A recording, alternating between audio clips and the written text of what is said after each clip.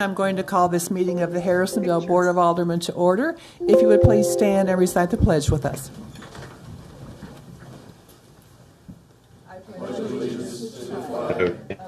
I just saw him, but I got a new computer. There we go. Got a new computer. So your settings where it says participate. Indivisible, with liberty and justice for all.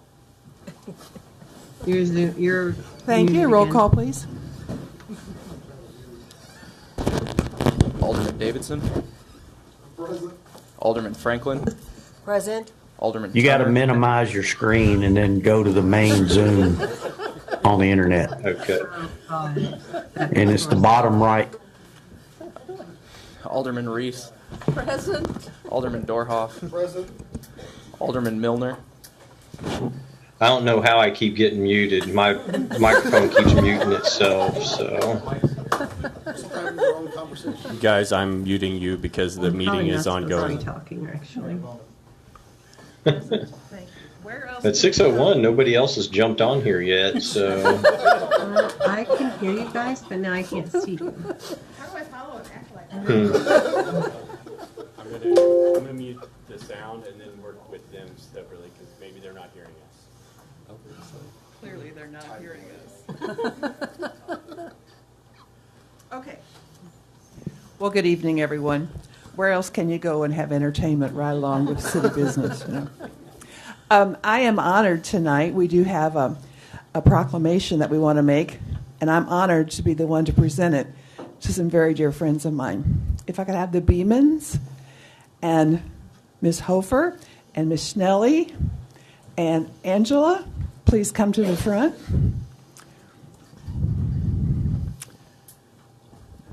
Hi, Brooke. How are you? Come on up here.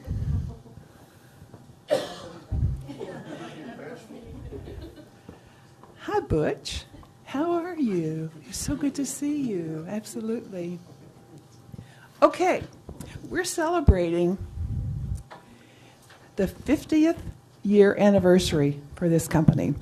And so in honor of that, I have a proclamation that I want to give and make to you, and I'm going to share it with the audience.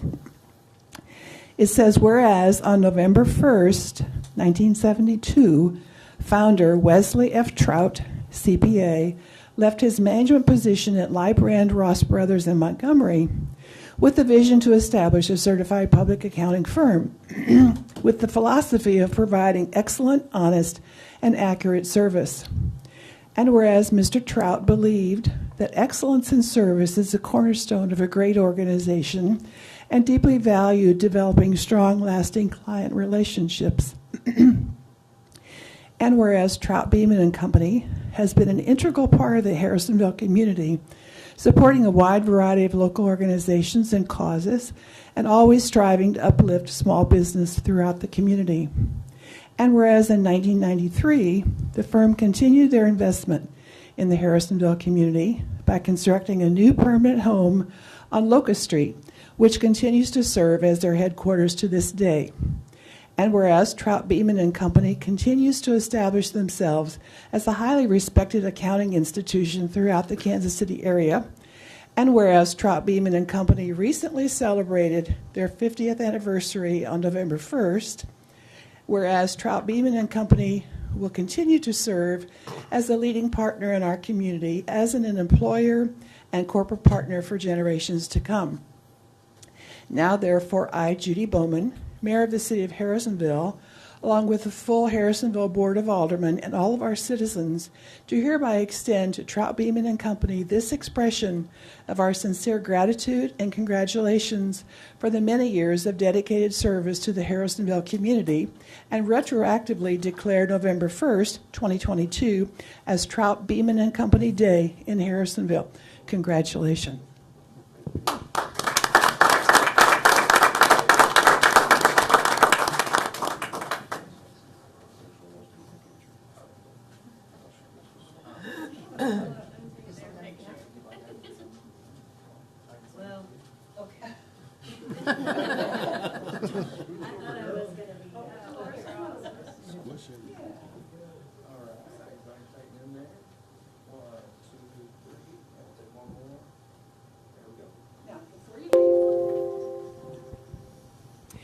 We're starting a new tradition here in Harrisonville. I don't know if you're familiar with something known as challenge coins, but challenge coins have a military background, and through the years, a lot of organizations give challenge coins. We're starting that tradition here in Harrisonville because we want to honor people that do special things. And you're doing a very special thing by having your 50th anniversary, but you're also doing a very special thing because you're the first recipient of a challenge coin for the city of Harrisonville. So I'm very proud to present that to you. What would you like to say to this group? I want to say just a couple of things. First of all, with me tonight is my wife, Dolores. This is Allie Schnelly, our marketing director, Brooke Hofer, paraprofessional, and Angela Donald, administrative assistant. And just a couple of things. We have been very blessed as a firm over the years with the staff that have been part of our team, and we couldn't do it without them. We've also been very blessed with a number of excellent clients throughout the area, and it's a pleasure to serve them and be part of their team. And so the last thing I'd want to say is the Harrisonville community has been good for Trout, Beeman and Company for 50 years, and I can only hope that our firm and our personnel have been good for Harrisonville during that same time frame. So thank you very much. We're proud to be here. And we're proud that you are here, and you do provide a great service to the citizens and the community of Harrisonville. We're grateful to that. Good to see you, Dolores. Hi, Allie. Hi, Brooke. How are you? Angela, congratulations, all of you. Thank you. Appreciate it.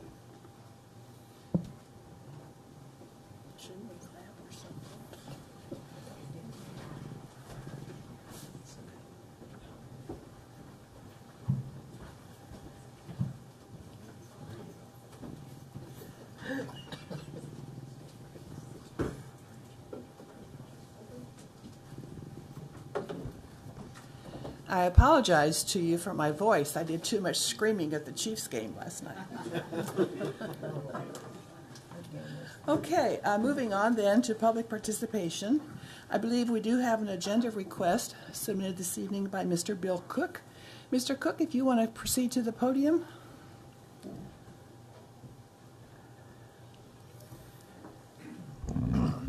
Welcome. I'm going to ask you to give your name and address for the record, and then our city attorney will tell you how this works. All right. Well, I appreciate it, and thank you for letting me be here this evening.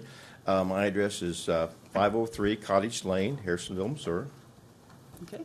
Great. You will have 3 minutes to speak. I'll give you a warning when you have 1 minute remaining. This is for you to present to the board. There won't be any decisions made tonight, and after tonight's meeting, city staff will follow up with you. All right. Thank you very much. And I much appreciate having the opportunity to share with you folks this evening, and thank you for letting me speak to you a little bit. I actually presented some documentation for you to look at. What we are requesting for you to consider some type of vehicles on the square, on the historical. I represent the Tourism Committee with the Chamber of Commerce, and one of the things that we want to do is provide more services for our businesses, and one of those things are being able to do vehicles which are like, and I think you would know better, like a golf cart, but basically they aren't golf carts. They are actually vehicles that would take people around. And if you've ever been somewhere where people come to town, and we know that there's some transportation issues and some parking issues, so we're thinking in terms of how we can supply better services to our businesses here in Harrisonville, and by being able to tour people around on special evenings, like potentially, you know, they have ladies' nights and different nights here in Harrisonville. So we would like to be able to take them around to different businesses. Now, we have contacted our businesses, and I think we're getting a lot of positive response from doing this. But that would be one of the requests, and I know that there's some other cities around us that are letting people have those type of vehicles. We're really just asking right now for the historical area around the square and some of the businesses to have that opportunity. And there are rules and regulations here. I'm sharing with you so that you can take a look at it. And if you would consider that, we would deeply appreciate it. And we really think we would like Harrisonville to be an end destination for tourism and people coming to town. We've got a lot of great ideas on the tourism committee, how we can do QR codes. We've talked to a lot of our folks on how we do the tourism process. But anyway, we got a lot of excitement, but we're really trying to reach out to our businesses and give them more services to be able to do some things here as the chamber. So I have used all my 3 minutes, but if you have any questions, I'll be glad to answer them. And otherwise, I want to really thank you for giving me the opportunity to share with you this evening. Okay? Thank you, Mr. Cook. All right. Thank you very much. I appreciate you. All right, moving on to the approval of the minutes. The first set is the minutes of the regular meeting, October 17th. Those were available to you in your packet. If you've had a chance to review them, I would entertain a motion. Make a motion to approve? I second. The motion is from Alderman Dorhoff with a second from Alderman Franklin. All in favor of the approval of those minutes, please say aye. Aye. Anyone opposed? Aye. Thank you. I have some aldermen attending remotely.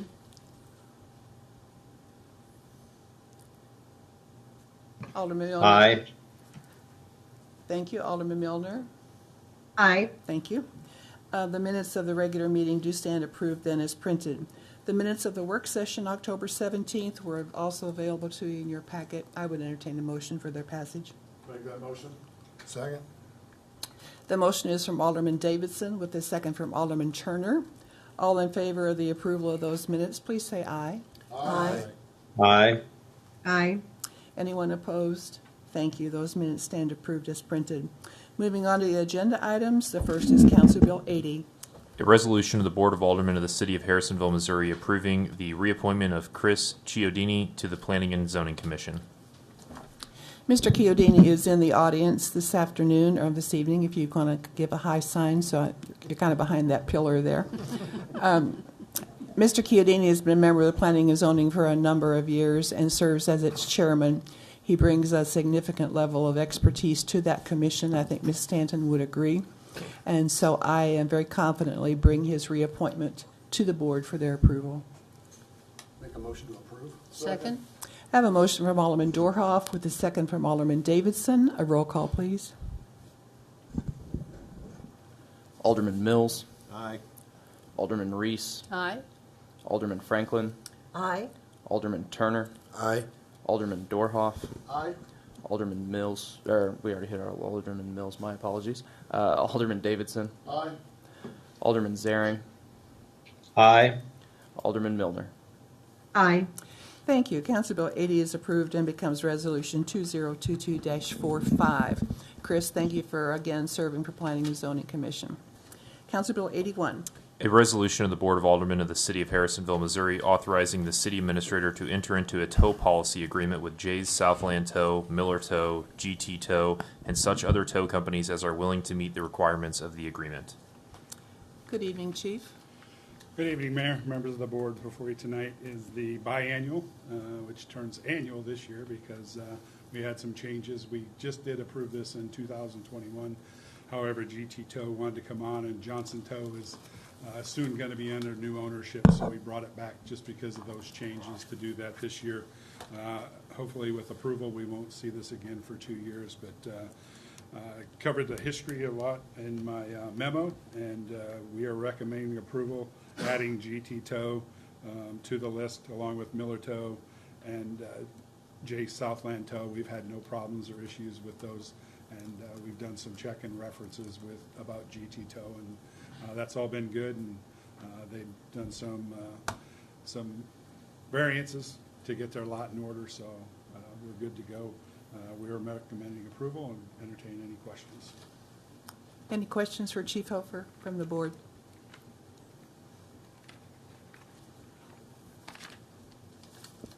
Seeing no questions, I'll entertain a motion. Make that motion? Second? The motion is from Alderman Davidson with the second from Alderman Turner. A roll call, please.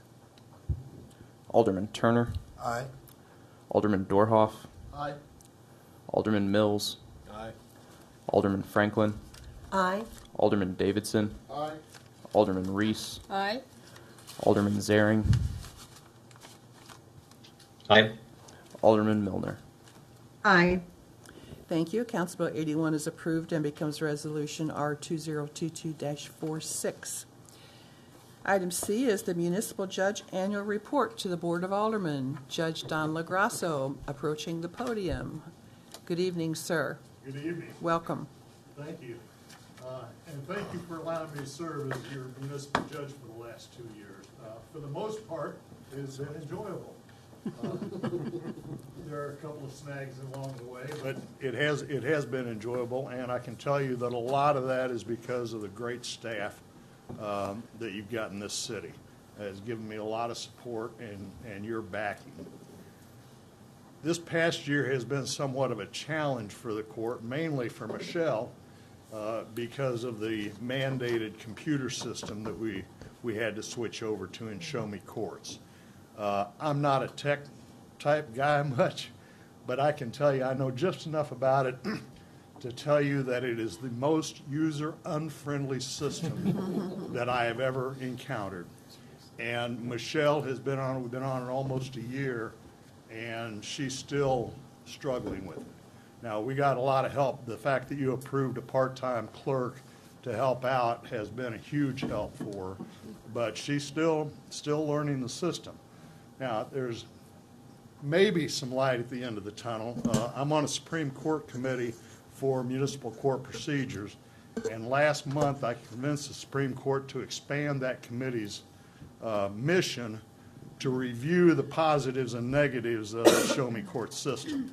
So it's going to be a long process because our committee doesn't even meet again until next April, but in the meantime, we're collecting from around the state comments from other municipal courts on what they're seeing. When they developed this system, they got like zero input from municipal courts and didn't welcome them. They've realized that there's a lot of municipal courts out there, and they're starting to listen a little more now than they did when they developed it. So thanks to Michelle's commitment, we're getting there and are able to use that. I will tell you that one of the real bright spots in the court is the use of the seniors from the Career Center. We use them as bailiffs, and they are absolutely wonderful. It's great for the court. They get community service credit or A+ credit, and they're using that. I mean, I've talked to several of them who have chosen their colleges based on whether or not they'll accept that A+ credit. So it's great for them as well, and they do a wonderful job for us. There are a few issues that at the court we are cognizant of, and they're no different than they have been in the past, but there's three that I'll touch on. The first is we've had a change. The county prosecutor has started taking more and more of the domestic violence cases, which is great for us because they've got resources to deal with these and follow up that we don't have. So it's good that they are taking those. Secondly is the homeless issue. And it is an issue. It's become less of one a little bit in the last couple of months, but my hands are somewhat tied by the state Supreme Court on what I can do. So we continue to look for innovative ways to deal with it, and with the help of the prosecutor and the police department and the mayor and Brad and others, we continue to look for solutions for this. Just the best solution possible, because there is no absolute solution to it. We approach it on an ad hoc basis. And the third issue is of codes enforcement. After 2 years of lecturing people, cajoling them, threatening them, fining them, ordering them to follow the codes, I believe we are making some progress. It's slow, and some of it you should already be able to see. Some of it is still in the works, and it's just a slow progress. And things like the weather factor into it. Can they is the weather allow them to do the repairs? Availability of tradesmen to do the work is a big factor right now. So we're taking all that into account, but we are holding their feet to the fire, and the longer it drags out in any project, the tougher I get on them. So you need to know that we are cognizant of that issue and continuing to watch of it. As part of the changes that were made a few years ago by the legislature and the Missouri Supreme Court, the Supreme Court assigned monitors to districts for the Supreme Court. And those monitors from time to time will review, they call it a review, I call it a performance audit, review the court's operation. We had one last month, about a month ago. And I will tell you that from my perspective, we passed with flying colors. A copy of that was put in your packet, and I'll touch on it just briefly. There were only 7 issues that they touched on. 5 of those were ordinance changes, and I called Steve Maurer, and I think they worked on some changes to that. They were ordinances that we were not using because I knew they were out of date because of Supreme Court decisions, basically.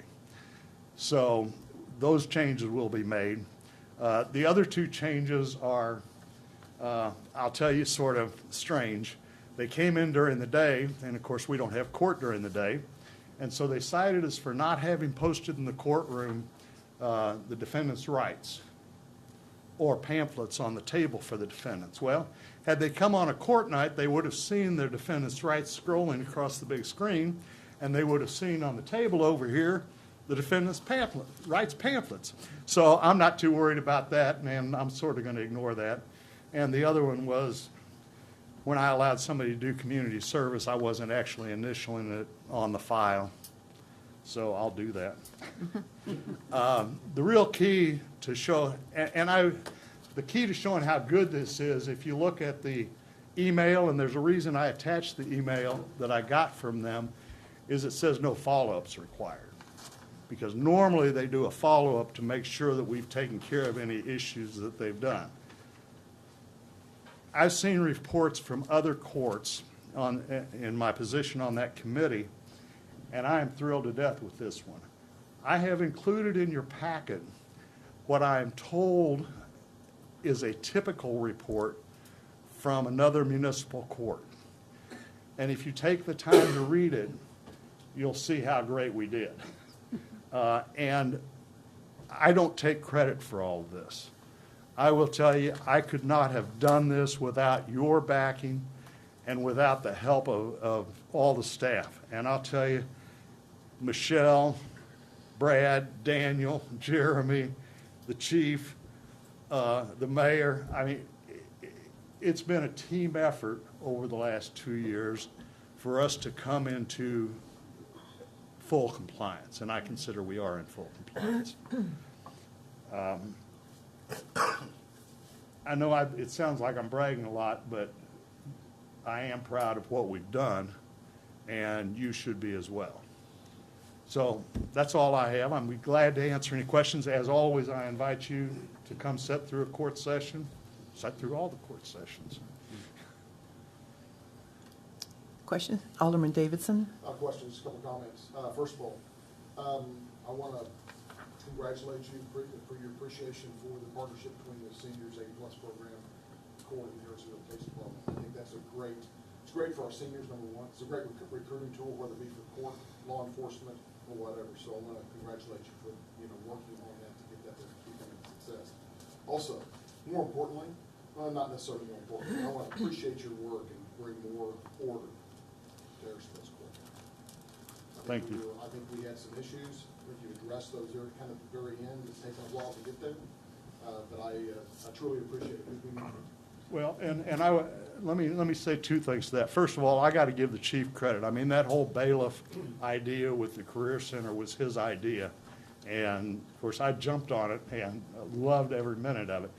And secondly, one of the reasons that I say we're making some progress with the codes, I no longer have defendants come in front of me and say, imply that they should have special treatment and say to me, you know, I'm a longtime friend of Dell Dunmire's.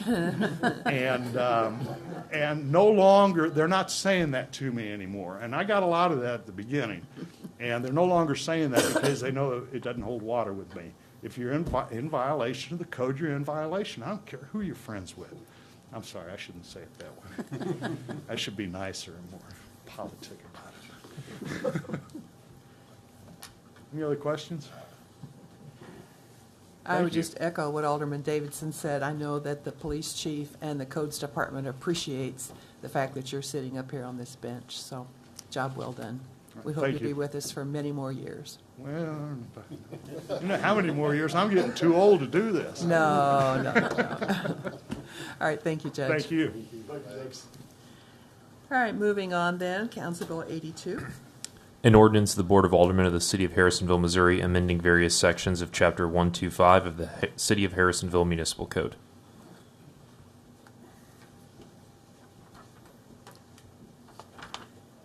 Who's speaking to that? I think the judge. Okay. I guess I could. Okay, go ahead. Judge LaGrasso provided our firm with all the list of changes that was recommended both by him and the Missouri Supreme Court, and we've included, I believe it's 5 different ordinance changes in this ordinance before you that just cleans up the code in the eyes of Judge LaGrasso and the Supreme Court. Thank you, Alex. All right, Board, this is an ordinance. Make a motion to suspend the rule. Second reading. Thank you. Second. I have a motion from Alderman Davidson with a second from Alderman Dorhoff to suspend the rule on Council Bill 82 and advance it to its second reading. A roll call, please. Alderman Turner. Aye. Alderman Mills. Aye. Alderman Dorhoff. Aye. Alderman Davidson. Aye. Alderman Franklin. Aye. Alderman Reese. Aye. Alderman Milner. Aye. Alderman Zaring. Aye. Thank you. Second reading. An ordinance of the Board of Aldermen of the City of Harrisonville, Missouri, amending various sections of Chapter 125 of the City of Harrisonville Municipal Code. And a roll call, please.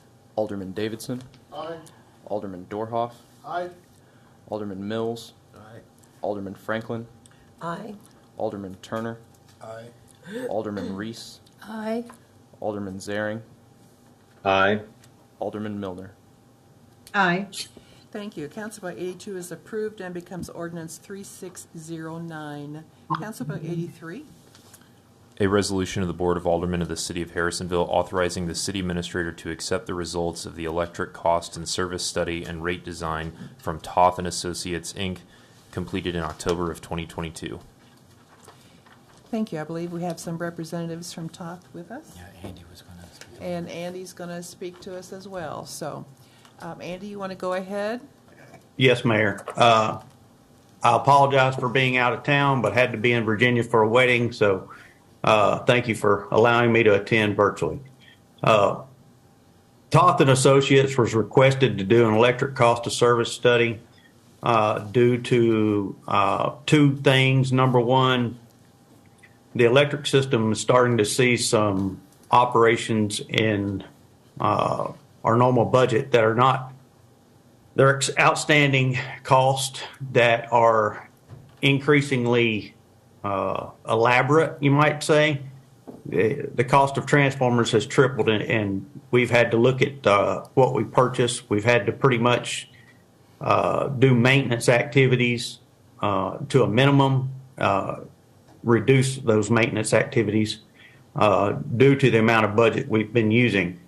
But also, Evergy, in the beginning of this year, had a rate increase of 20% in their wheeling charge.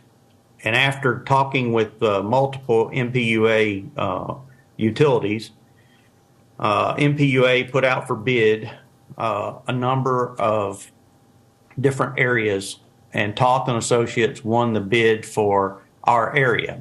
So I had them to do a cost of services study for us so that we could look at how we compare so that we don't operate in our reserves. So if, without any further hesitation, let's allow Mr. Craig Wychees with Toth and Associates to address the board on the proposal. Thank you, Andy. Okay, Craig?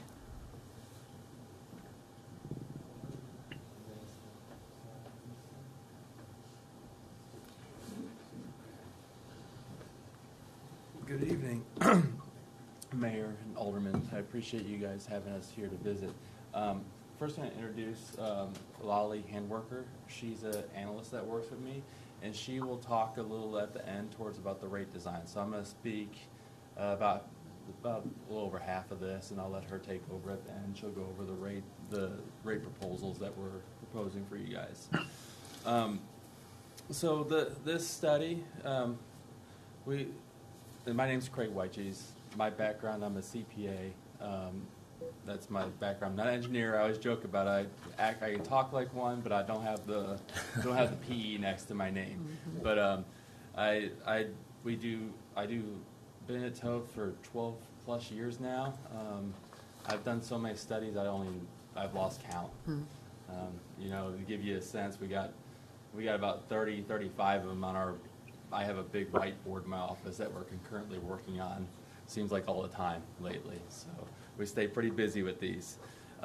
This study was a collaborative. Our firm, we work with clients. We like to educate them what we're doing, and I always see it as a collaborative effort. So it's like we get all this financial data, go through it, look at it. It's not an audit of your financial data, but we look really closely at the billing data that we look at, that the citizens are being billed, and review that, and then we go through, allocate costs, work with staff collaboratively, try to come up with a reasonable plan with the do-it rate. So today we try to weigh inflation to you guys and also inflation out to the citizens that they're dealing with their groceries going up and stuff. So we weigh all that type of stuff. So what I bring to you today is an effort to try to make sure you're keeping up with inflation the best you can and stuff without rate shocking your folks. So that's the goal here today. So with that, I'm going to go through a few definitions with you guys, just high level what we do in a cost service study. When we do these, there's a three-step approach. So what you see up there is 3 steps we go through. First step is revenue requirement. So we get your financial data and look at it, look at what your costs are overall, look at what margin you'd be making and such with your current costs, and say, okay, how much do we have? We have a shortfall in revenue, basically based on looking at overall. So it's just a big picture. What do we need money-wise overall? That's step 1. Step 2, we allocate those costs and these costs came from your most recent budget. We allocate those costs to each of your rate classes. So when I say rate class, residential, small commercial, industrial, you have different rates for different loads. And there's reasons for that, because they all have different facility needs, basically transformer-wise, metering, etc. So we split the classes out and allocate the costs to each of those classes. Then finally, when we're done with that, we look at the revenue requirement need for each class and design rates to basically recover those revenues, to cover our overall costs and cover our costs allocated to each class best we can. So it's never perfect because no rates are completely aligned with each other. I'm sorry, this load changes over time. I mean, you can lose an industrial load and it'll cause that class to drop off. So it's at that snapshot that you're looking at with that budget and such. So you try to mitigate those things, but there's always going to be some subsidies, essentially, between rates. You just hope they're not overly significant. So on this next slide, a little bit to talk to you about what revenue requirement is to a municipality. You guys have to, municipalities may have debt service. They have to cover their P&I payment for debt service for a department. You have your capital budget. Those are your fixed costs to go out there and do improvements, substation improvements, line improvements, etc. Basically, you got to cover your operating budget. That's coming from your budgeting from your staff for your operating expenses. Then fourth is, Andy briefly mentioned it, you're trying to maintain your cash reserves, your cash balance as best you can.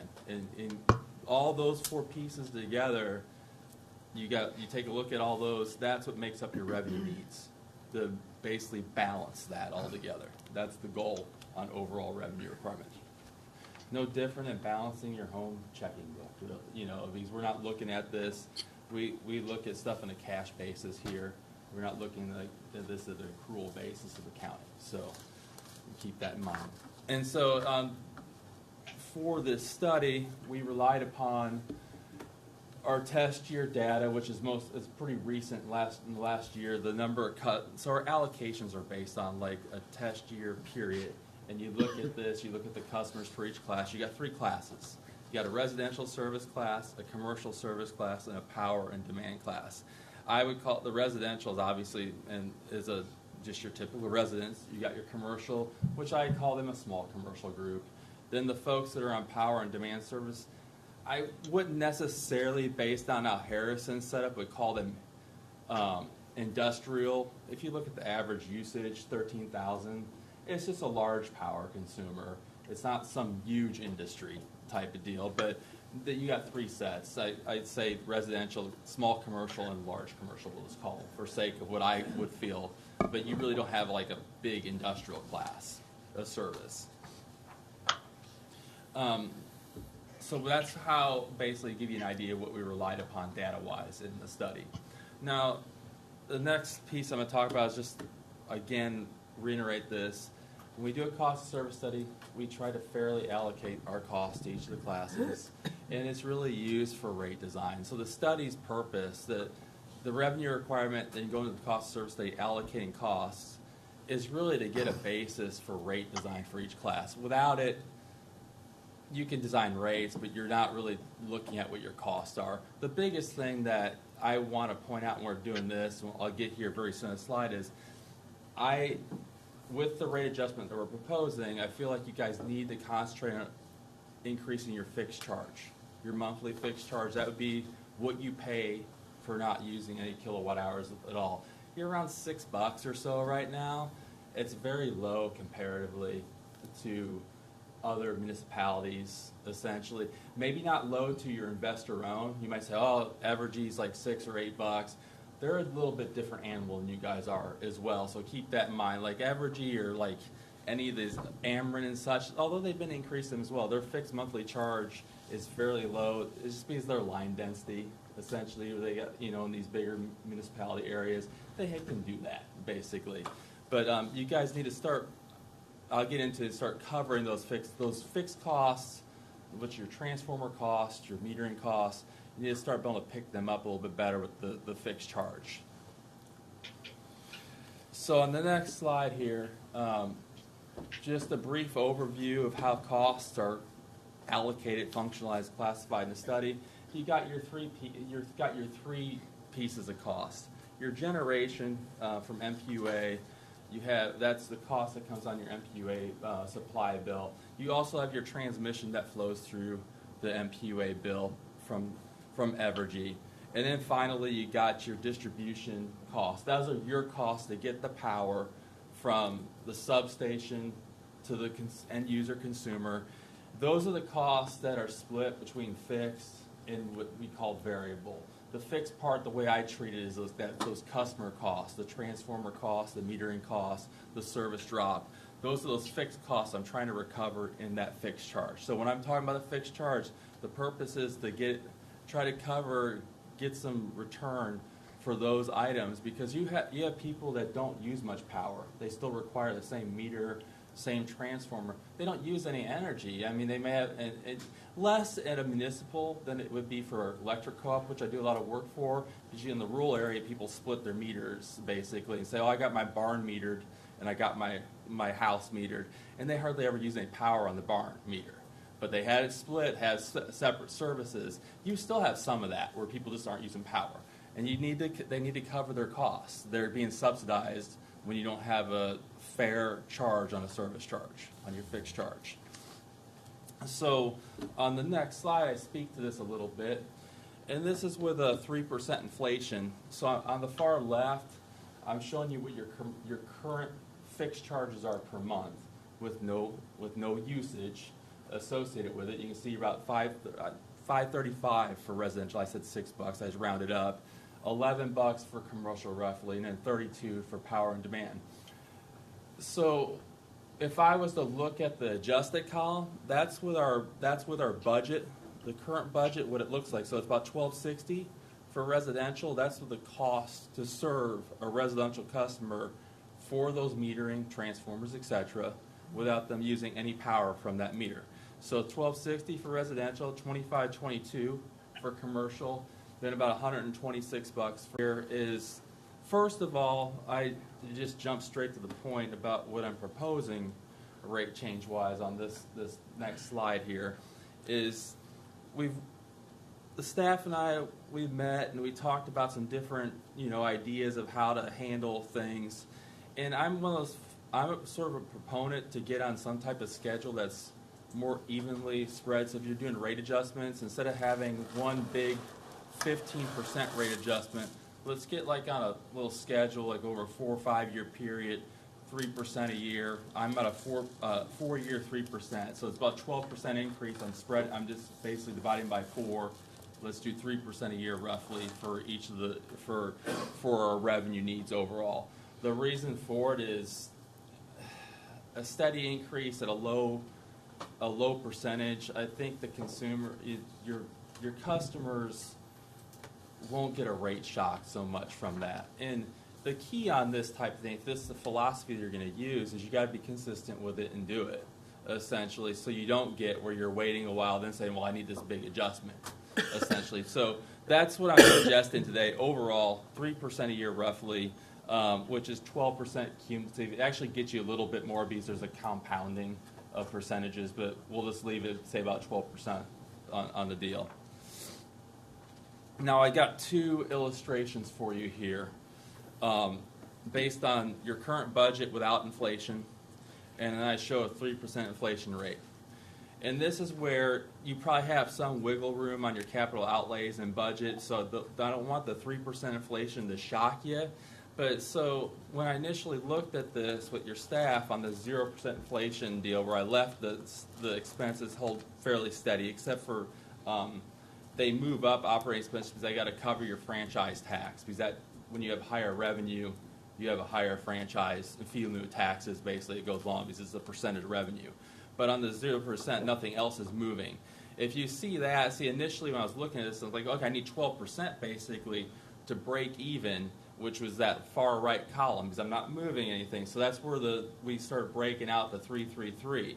And so the assumption is that we have a little wiggle room in our capital outlays, essentially here a bit, and things going forward, and then basically be able to cover our costs. If our inflation's 3%, if it stayed fixed 3% on the same next page, you do run you're going to run a negative cash margin overall, but you do have some cash. You have cash reserves to handle some of that. So this is a bit of a balancing thing. We wanted to stay something lower where we're 12% divided by 4.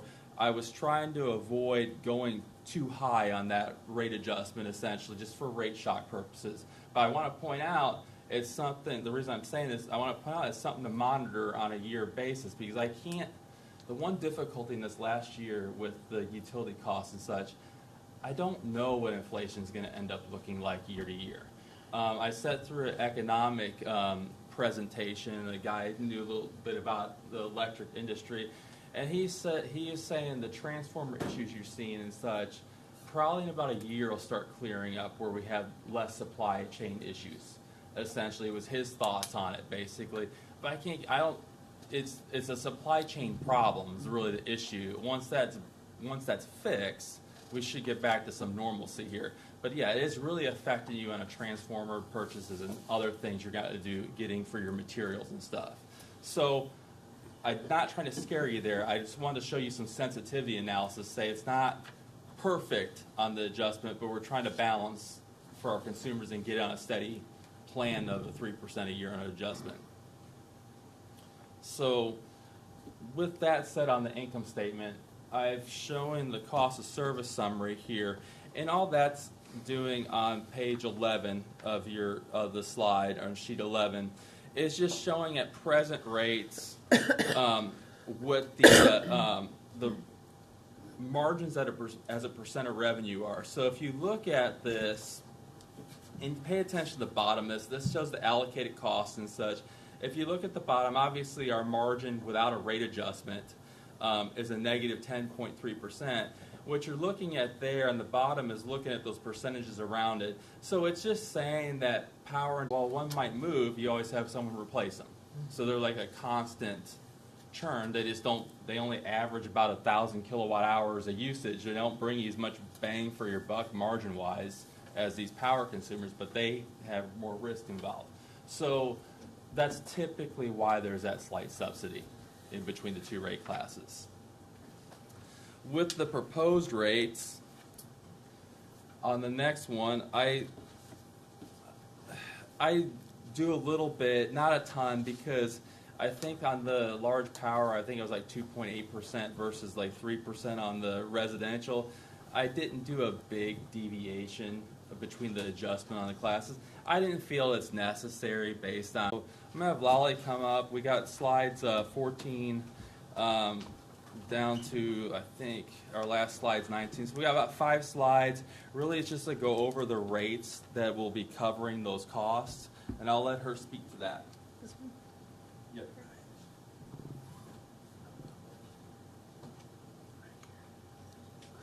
Okay.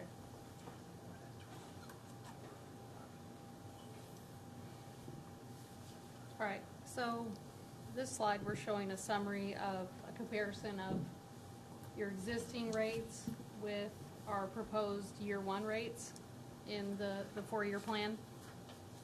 And so with residential and residential heat service, we're showing a $2 increase in the service availability charge, or the monthly service charge, as you call it. And then the rest of it is picked up in rates, so, or in energy, excuse me. So that is the 3.1% change that Craig was just going over for that class.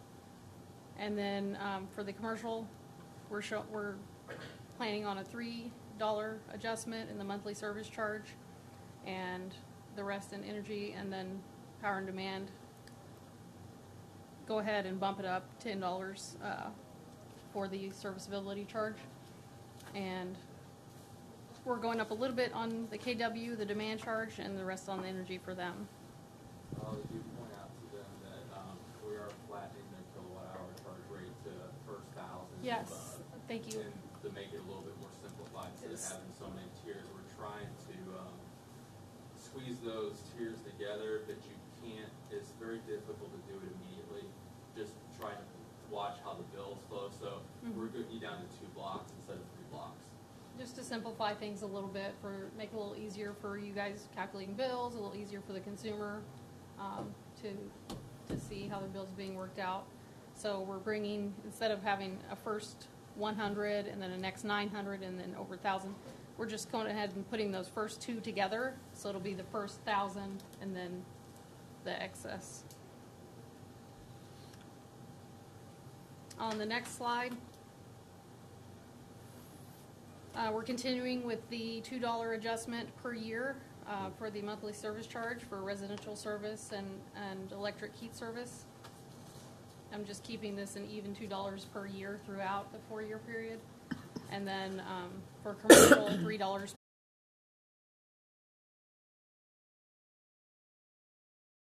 on the energy charge. It's because I'm trying to be fair to both ends of the spectrum. So your small users that would be affected by a $2 increase of the availability charge and have lesser usage, I'm basically on the ones that are higher usage, they're picking up. So there's I'm trying to tackle the extremes a little bit, basically, where to make it fair between the two. Because your ones that are over 1,000, they're the more higher users as such. I'm trying to make it fair and while keeping that average percent increase on the average customer. But so both, if I was to do everything evenly on the two, it would weight the increase more on all the low users and less on the large users. So there's something to be said, in terms of the larger users. They help, it helps you on a wholesale power perspective. additive on volume, but also they do cause you to have more line upgrades and such. And with our costs going up on systems, it makes some sense to do this. Go ahead, Liza, sorry to interrupt. Thank you. Next slide is the year 4 of the proposed rates, and we're continuing in the same manner, increasing that last block on the energy charge,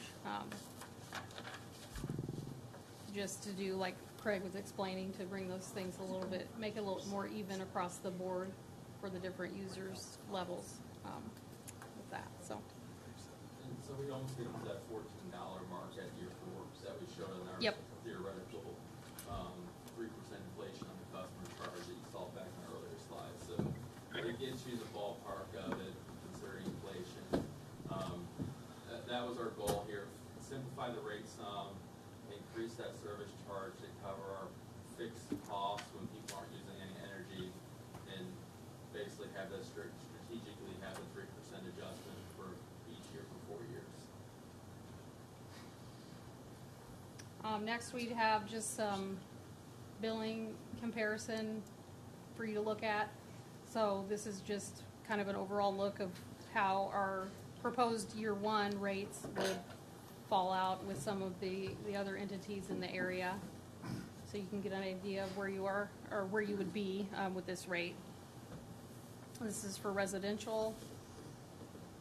So you're kind of middle of the, it looks like you're pretty much middle of the pack with this compared to these other rates or these other municipals and things in the area.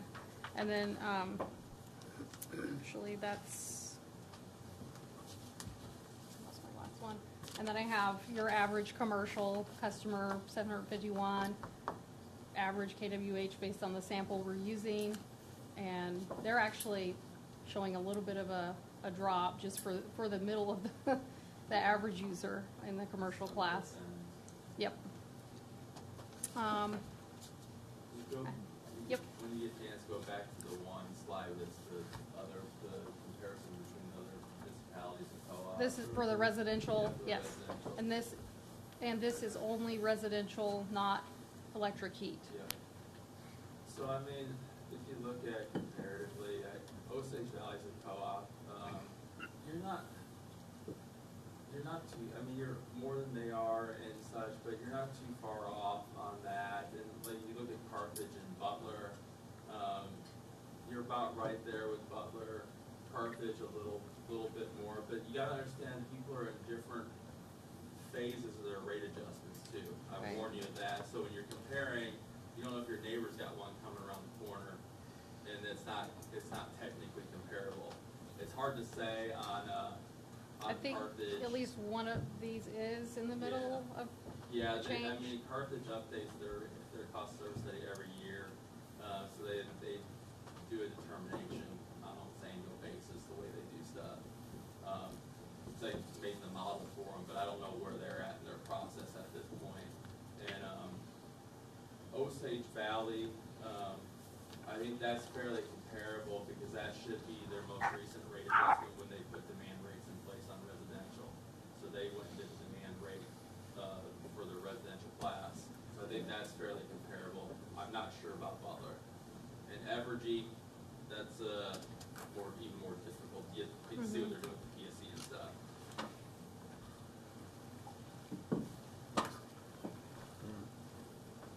The last one I have is just a look at power and demand rate, just an average customer on a power and demand. So, right in the ballpark of that 2.8 increase that we were looking at earlier for that class.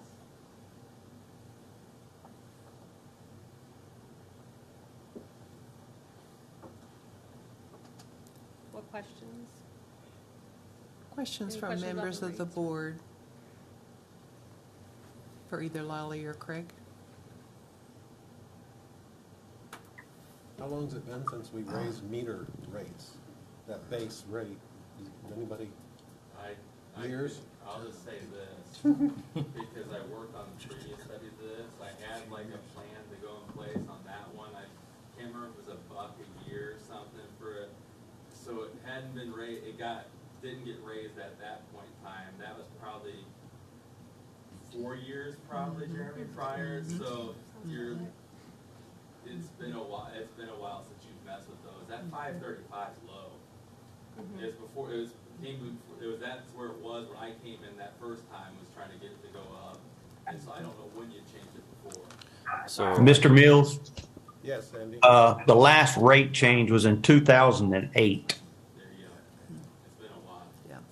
So we've been increasing since the last 2 to 3 years, we've increased the rate structure by a flat 2.5%.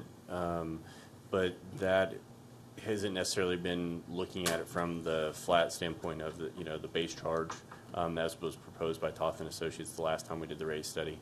And prior to that, there had been a many number of years where there was no rate increases. Yes, I remember those years.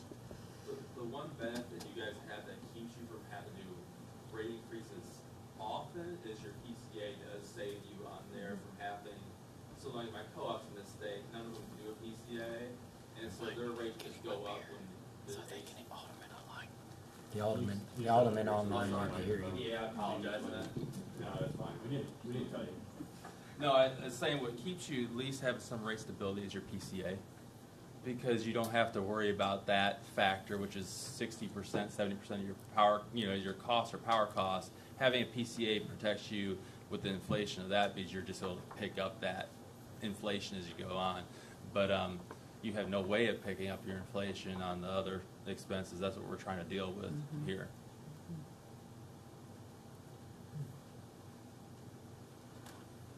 But I strongly feel like we got it up to like $13.40. I'm probably rounding off somewhere on that on that's fair for what you're putting out there facility wise.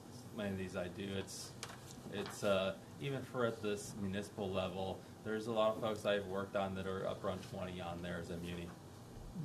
So just keep that in mind comparability wise. You're not like, it's a fair rate when you get to that point. Any other questions from the board?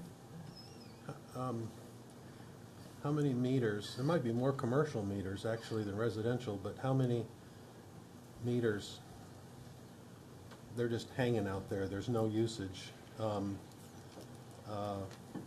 at $5 a month, they pay the bill, so are we going to remove 100 meters when they, got any clue? I do not have any idea, but I will tell you that we could better use those assets in other places if those customers decide that the rate increase doesn't warrant their need for a meter.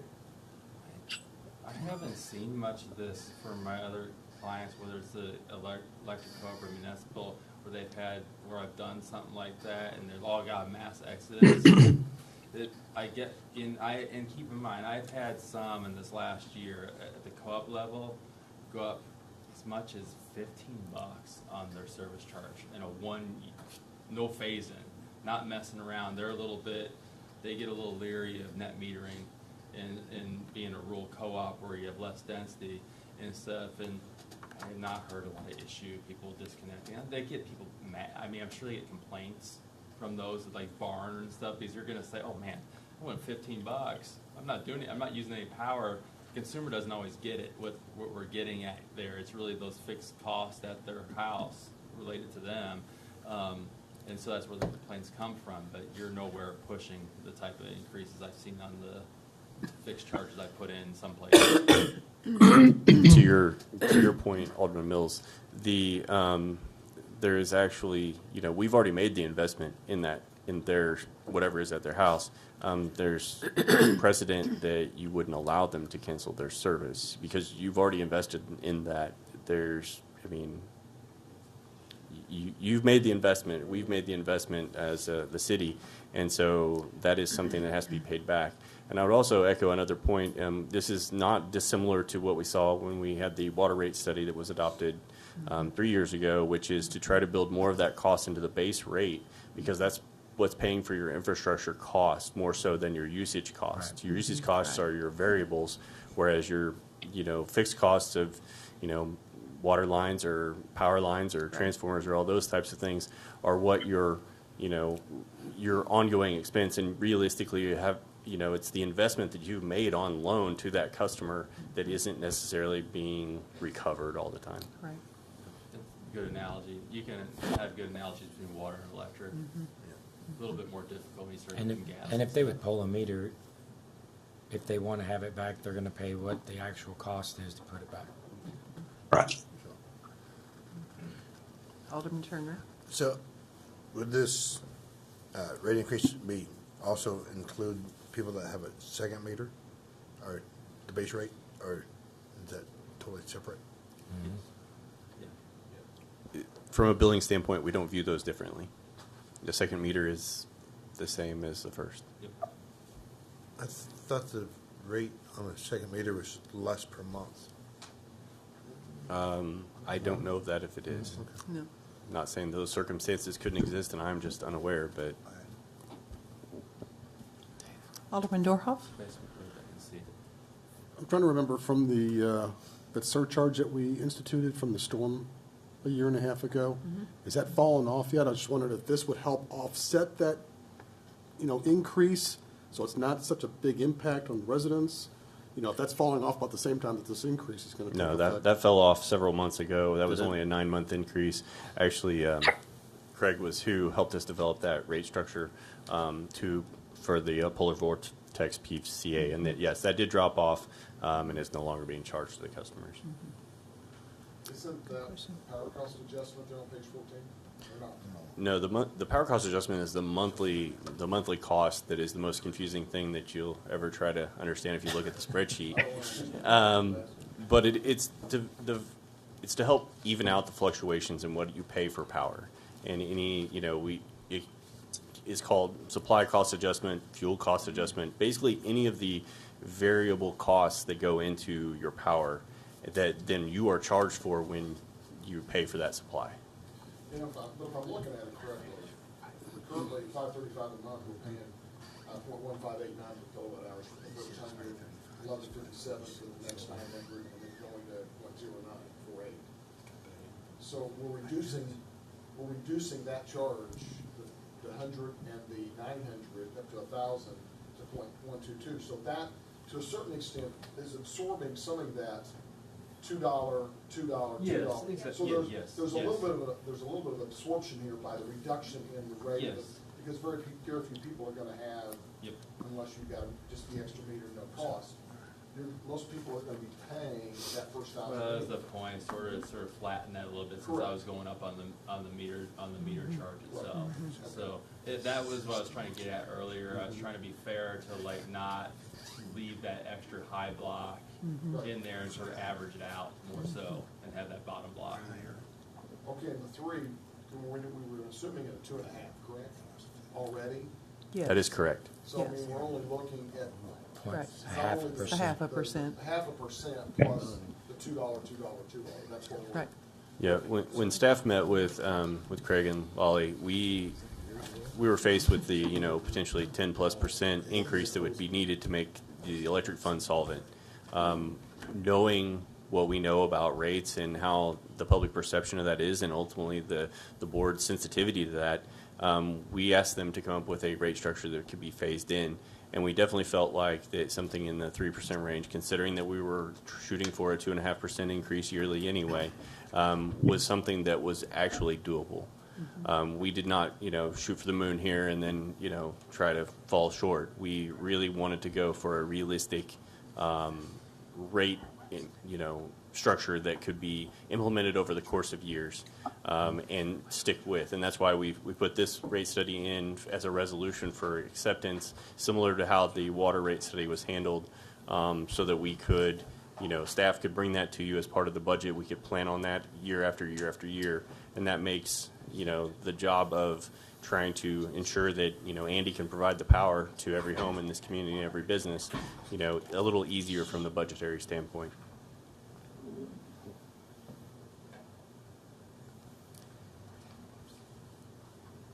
Any other questions from the board? Seeing no questions, I'll entertain a motion.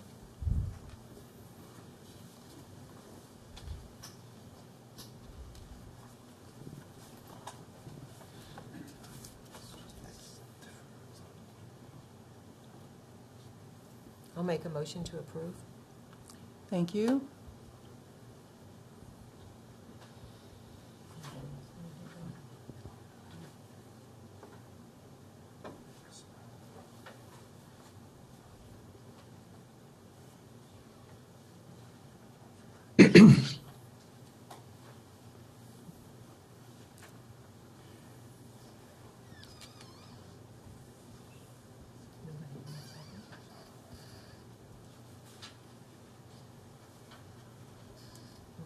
Well, it's tough times, but I'll second the motion.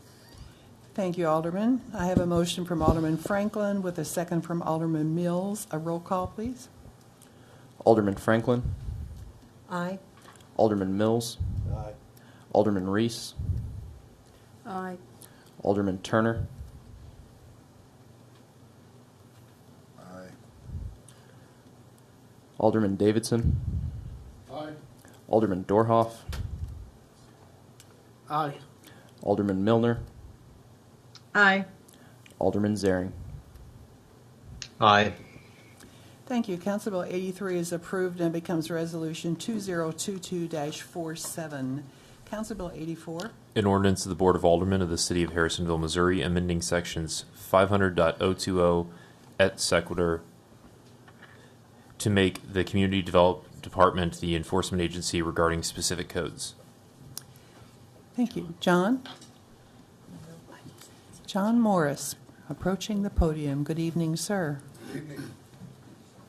All right, so here to talk to you this evening about returning the responsibilities of administration of our adopted codes back to the Community Development Department. In 2020, the Building Division and Code Enforcement was placed under Public Works Department. And so we got our new Community Development Director spring of this year. So we're looking to bring that stuff back home, if you will. See here in my staff report, you see the previous actions and the proposal. I just explained that stuff to you. The issues with it is that the Building and Code Division enforces these adopted codes and has been placed back in with the Community Development Department. The two divisions have been under the direction of the Community Development Director since April of 2022. If you'll go into these pages where I've kind of outlined exactly what the current code says and what proposed should say. So basically what we want to do is take out the Public Works Department and the Public Works Director as an administrator of the code and bring Community Development and the Community Development Director as an administrator of the code. So these just 7 pages here, they'll talk about the adopted building code, residential code, mechanical code, plumbing code, swimming pool and sauna code, and the property maintenance code.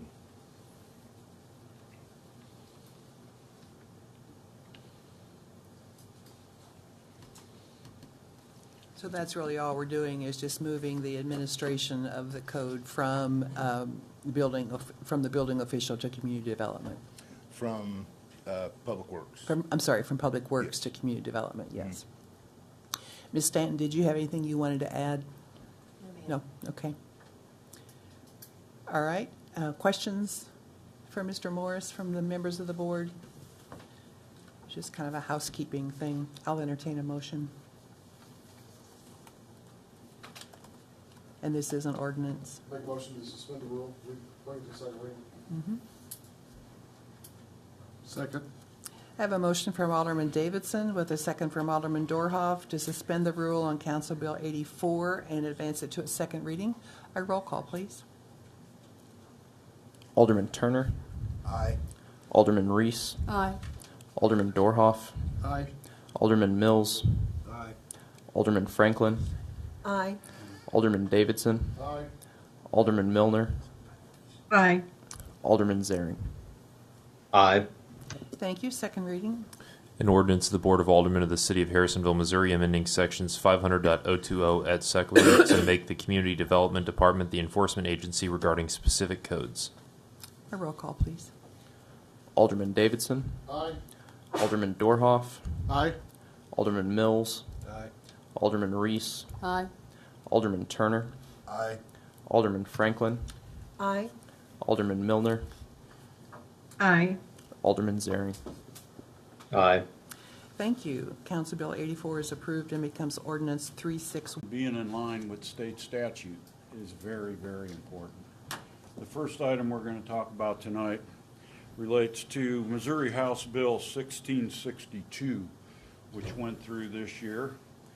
A bill that a lot of us aren't really all that happy about, but it is what it is, and we need to get our municipal code back in line with these changes that have been made to state statute. Our part of this House bill that I'm concerned with is basically all about home businesses and occupations. And so if you've gone through the packet, the staff report basically revised state statutes took effect on August 28th of this for us. I've said before, enabling statute for a jurisdiction, a city, township, county, it's very, very important stuff. And a lot of times everybody tends to forget about what it is that gives us the authority to operate and do things on a day-to-day basis. And it is state enabling statute that does that.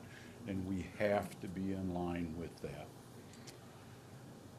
On my commentary and municipal code change sheets, which you had, both Mr. Ratliff and I felt that actually quoting the new revised state statutes was very important in this particular case. Home-based businesses and occupations have always been somewhat of it's a tough thing for code enforcement. And we felt that actually reiterating these statutes would be a good thing. I've also looked really hard at other areas of our municipal code and how we might state these things in this part of our code. And that's where items 6 through 14 come in. I want people to understand that we are still regulating and enforcing home occupation rules to protect the health and safety of all of our citizens. And that's something that's really important to us, that we have to work with. So as you go through the ordinance change, you'll see we're deleting a lot of stuff. We used to actually call out a bunch of different kinds of businesses for home occupation. The new state statute, you can't really regulate it based on the type of business anymore. And so what we have to do first is go with what state statutes have been enacted. Then we can having to wade through different chapters of our municipal code. And then in this case, we're also providing them with the state statute. So people aren't needing to go to the state's reviser of statutes. And sometimes it gets kind of complicated for everybody, including us, when you've got all these different places to go to try to find out what the actual rules are. In this case, we'd like to put it all together in one spot. Makes it easier for all of our clients, citizens, and for our staff to negotiate through all of this. That's basically what this code change is all about. Does anybody have any specific questions that I might be able to answer for you?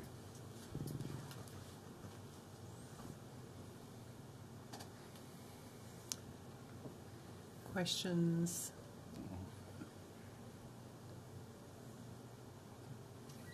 What are you looking at me? Nobody? Okay. I know he gave you a lot of stuff to read, so between this one and the next one. Yeah. Do have one question. Yes. So on bullet point number 8, where it talks about the home-based business activity be undertaken visible from the street, no equipment or materials used in a home-based business, they be stored outside. How does that pertain to, like, someone owns a lawn care business and they've got, a pickup that they park in their driveway that has signage on it? Does that include? Not really, is the short answer.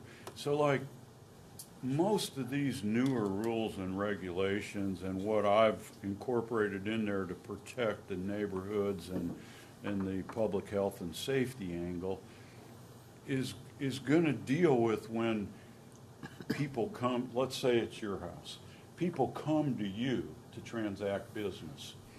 Whereas in the case you just gave the example of, that individual or that business, they're doing their bookkeeping at home. Mm-hmm. They may keep their equipment at home, but where do they actually perform the service?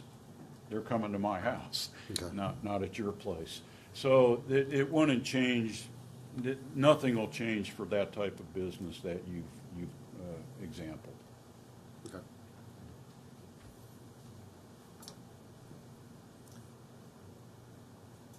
Any other questions? Alderman Davidson, you're leaning forward. Well, that answer just prompted a question.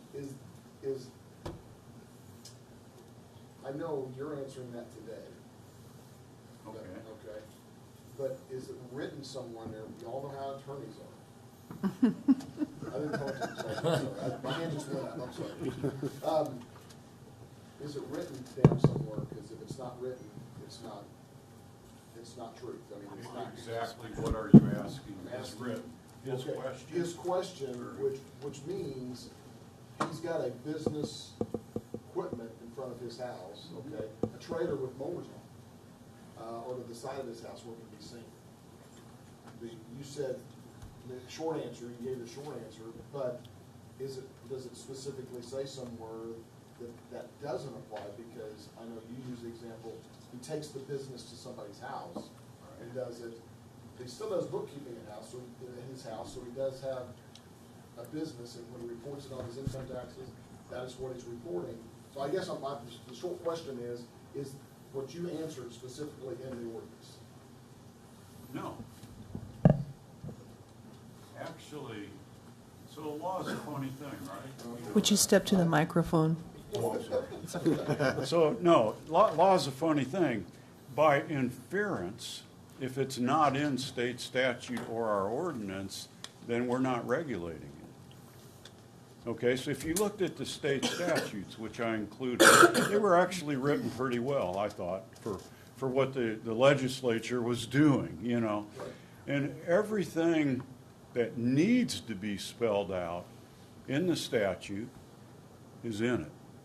It's all about having this whole thing is all about customers to your home if you're running a business. As a code enforcement guy and the building official, I'm not really concerned too much about the guy that runs the mower company.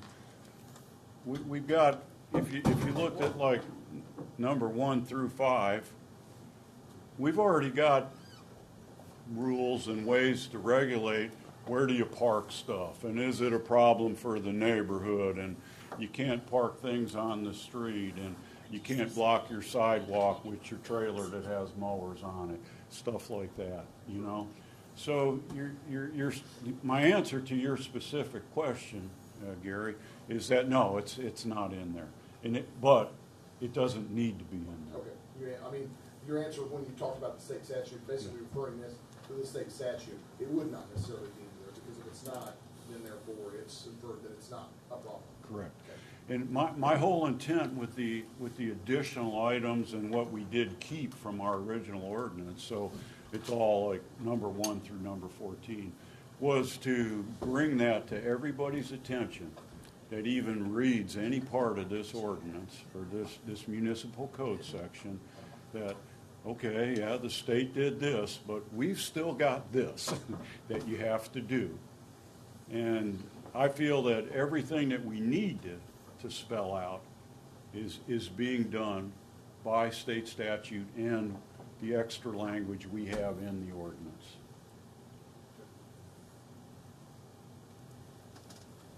Anyone else?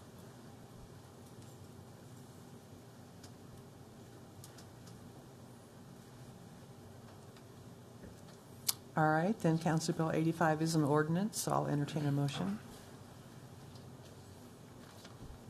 I'll make a motion to suspend the rules and move the ordinance to the second reading. Second. I have a motion from Alderman Mills with a second from Alderman Turner to suspend the rule on Council Bill 85 and advance it to its second reading. A roll call, please. Alderman Franklin. Aye. Alderman Davidson. Aye. Alderman Dorhoff. Aye. Alderman Mills. Aye. Alderman Reese. Aye. Alderman Turner. Aye. Alderman Zaring. Aye. Alderman Milner. Aye. Thank you. Second reading. An ordinance, the Board of Aldermen of the City of Harrisonville, Missouri, amending Section 405.550 of the City of Harrisonville Municipal Code. A roll call, Daniel. Alderman Mills. Aye. Alderman Turner. Aye. Alderman Franklin. Aye. Alderman Davidson. Aye. Alderman Dorhoff. Aye. Alderman Reese. Aye. Alderman Milner. Aye. Alderman Zaring. Aye. Thank you. Council Bill 85 is approved and becomes Ordinance 3611. Council Bill 86. An ordinance, the Board of Aldermen of the City of Harrisonville, Missouri, amending the city's sign regulations. Okay, Chris? Me again. Okay. This one is a little tougher. There's a lot more information. A lot of you hopefully had time to kind of look over some of the stuff that I emailed out to you previously, which Mr. Ratliff was kind enough to agree for me to do because I felt like everybody needed a little more time to think about this and look at it a little bit. So if we can, let's go through staff report first. So the very first most important thing that we need to remember is why are we here?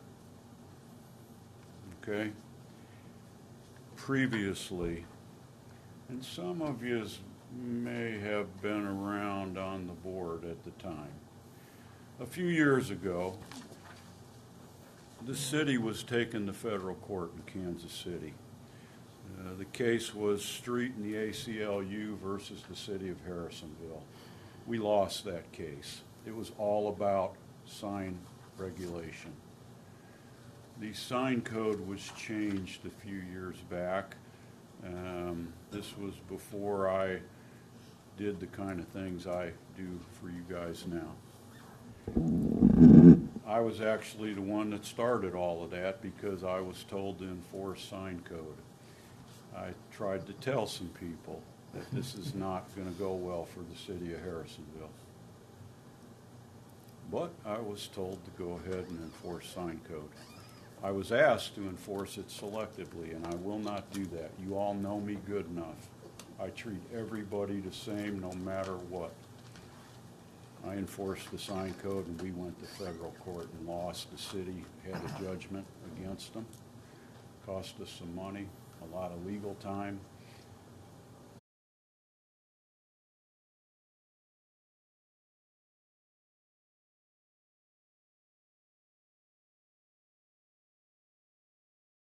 On some sign ordinance enforcement in the past couple years. 99.9% of it is removing signage from right-of-way. And I'm not worried about doing that.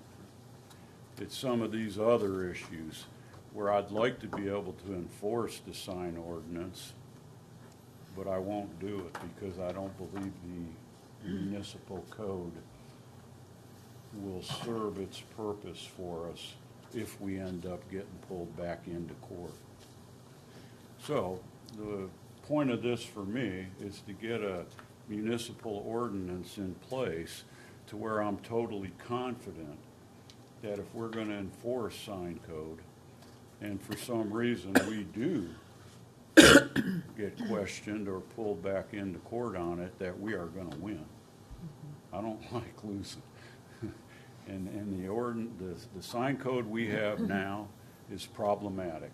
And it's not huge by any stretch of the imagination. There are a couple, few content-based issues. There's some definition issues.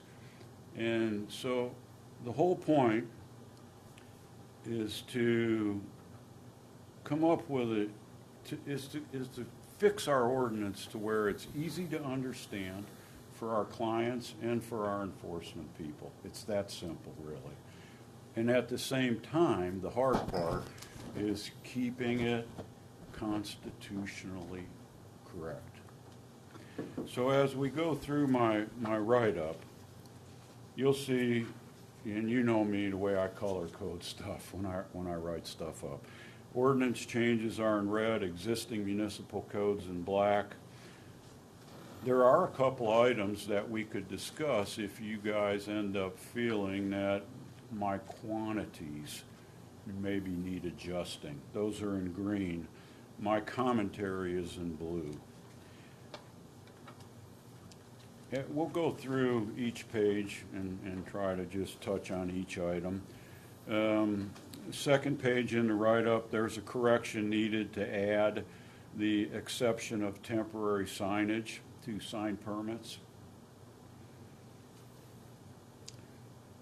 Next page is simply specifying that awnings are not considered temporary signs. Sometimes buildings will have an awning, whether it's canvas or made of metal, whatever, where they'll put their business name on the face of the vertical drop after the slope of the awning, stuff like that.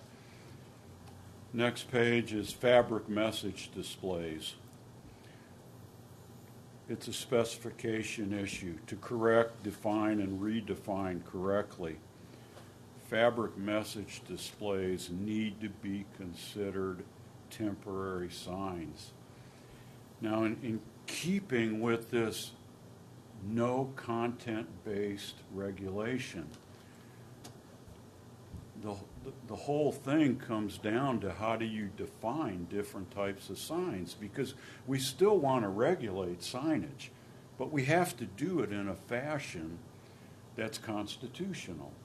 So if you can't do any content-based regulation, that puts you to where you do it based on how is the sign made, the construction of the sign. There's a saying, if you have to look at a sign, if you have to read a sign to know what kind of sign it is, that's not constitutional. That if your regulations are based on somebody who's going to regulate signage having to read it, then you're making the mistake all over again. But if you can look at a sign and see what's it made of, cardboard, oh, that's a temporary sign. It's got nothing to do with content at all. It's strictly about how is that sign made. That's how we're regulating it. So fabric message displays need to be called out as being temporary signage. Some definitions we were lacking in verbiage, or we were totally missing them. So on the next page, we never did really define what a multi-tenant building is. You know, everybody talks about retail strip shops and all that kind of stuff, but as in all code, definitions are really important. And so we need to add this definition. Definitions are half the battle. You have to define everything in code, and then you can apply code if it's defined correctly. We never did define what a permanent sign was, so we needed to do that. Anytime definitions are missing, it hurts us.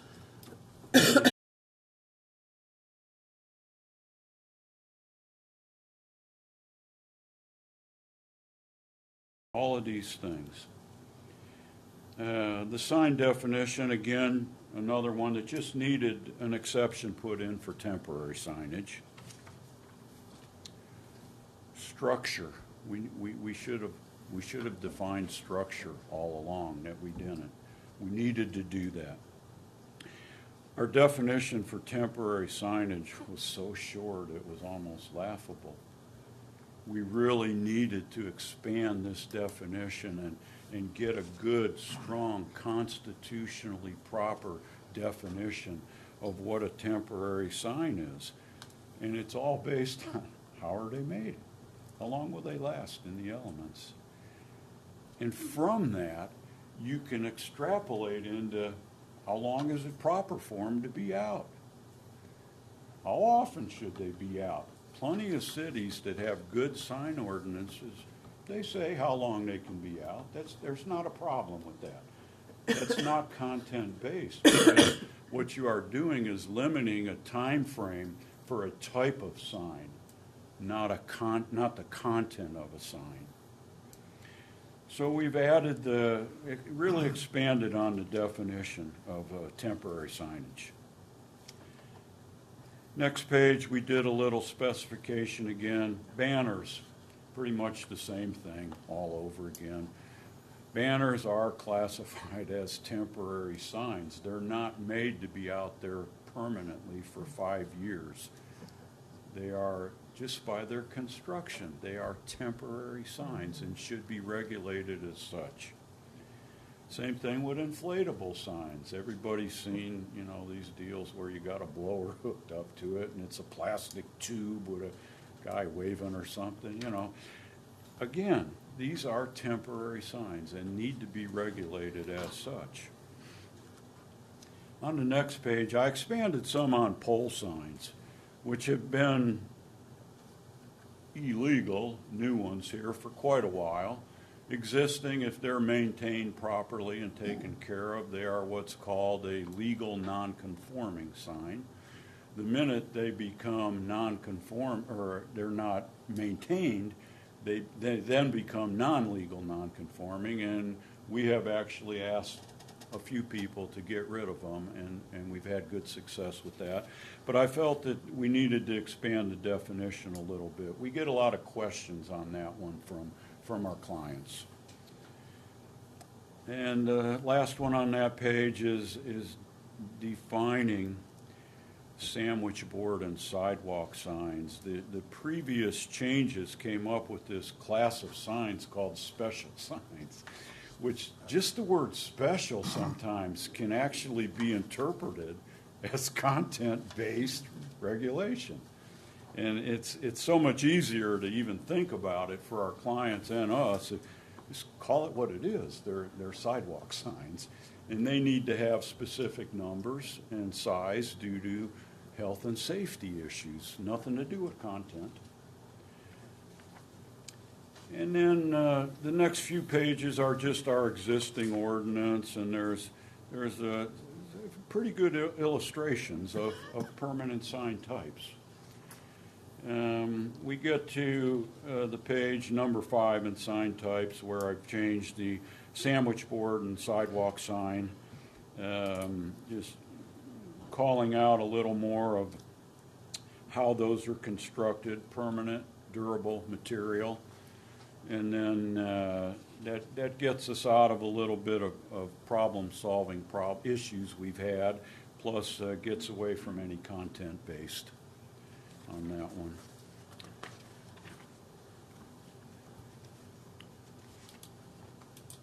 The next one, we're back into the verbiage section.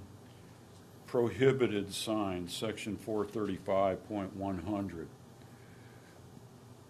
I felt that it was necessary due to the sheer numbers of signs that we removed this year. I think in a couple of my weekly reports, for those of you that read them, I actually told you how many we removed a couple times.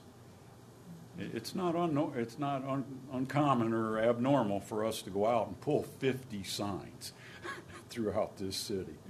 And people get used to seeing them, and they don't think much about it. But we have a lot of people that put a lot of signs in the public right-of-way. And if we see them in the right-of-way and we're on a sign sweep, we're taking them. That's all there is to it. It's something that should never be allowed. And how we actually, our municipal code verbiage for that. And I did a lot of thinking and a lot of research when I wrote Part A. It's very important to tell people why you're doing something. You have to do that with something of this type. So the 7 purposes in Part A are very important, and we really need to spell all this out. As we get into B, Part B, regulation, now we're going to just touch base a little bit on some things that you guys may be fine with, or you may want to adjust a little. And I think, Alex will correct me if I'm wrong, but I'm thinking if we do want to adjust these numbers, we could do it tonight and still get to a point of an ordinance vote if we get that far.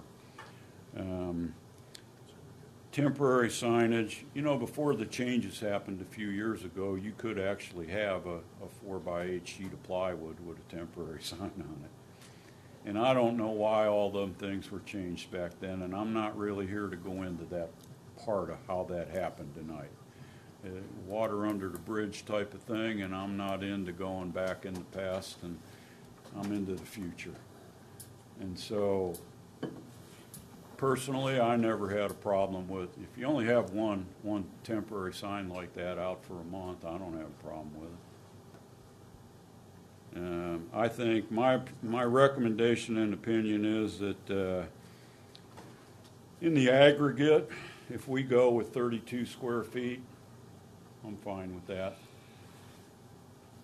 No individual sign exceeding 16 square feet.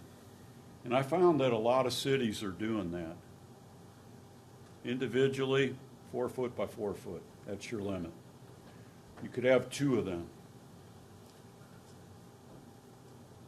I think that's fair. It's a little larger than what you're allowed to do now, but the numbers would be smaller. Right now, you can have 6 square feet, 5 of them, if you wanted to, for temporary signage.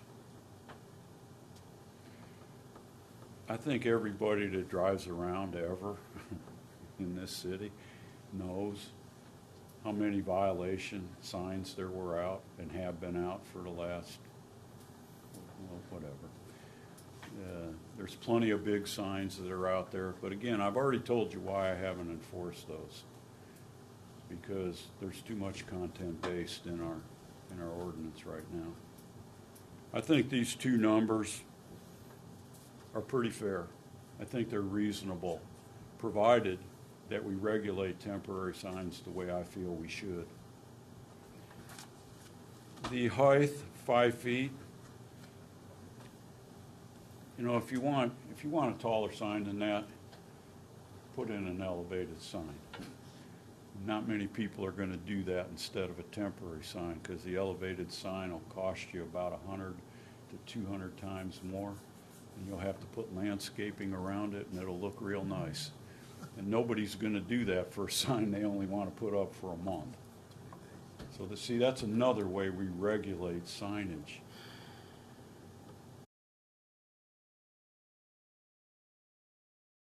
Already. But to think that people need to put up temporary signs on an ongoing basis is somewhat ridiculous, in my opinion. There needs to be a limit. When you limit it based on the type of construction of a sign, it's constitutionally valid. So it's not a problem. So those numbers right there, if anybody has any suggestions, questions, or problems with those figures, I'd say now would be the time we could talk about it. That would be either the 30-day limit or the no more often than 2 times a year, correct? That and the size. And the numbers. size. Yes. Mm-hmm.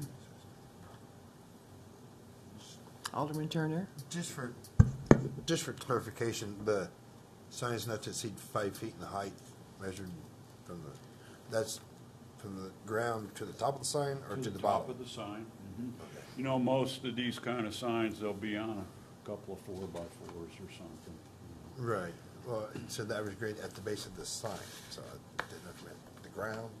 Ground to the top of the sign. Okay. Yeah. That's what I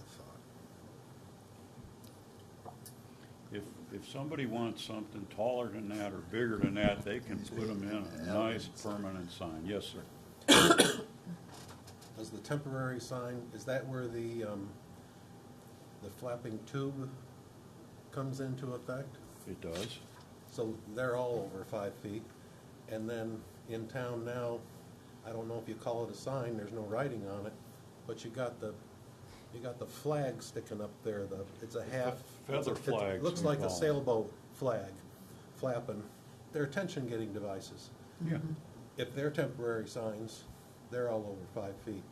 So, I mean, so you're saying no to Well, those they can things. be over 5 feet, or they could be made. No, I'm Yeah. not saying I don't agree with you. This is why I put these numbers in there so you guys could talk. And if you think 10 feet is a better deal for height, I'm all right with that. Well, It doesn't answer 15, 20 feet. yeah, I mean, it depends on your, we've been back and forth on this over the years. The attention-getting device things, Yeah. at one point for traffic safety are just outlawed. But then the 3-story brawny paper towel guy, which I have had,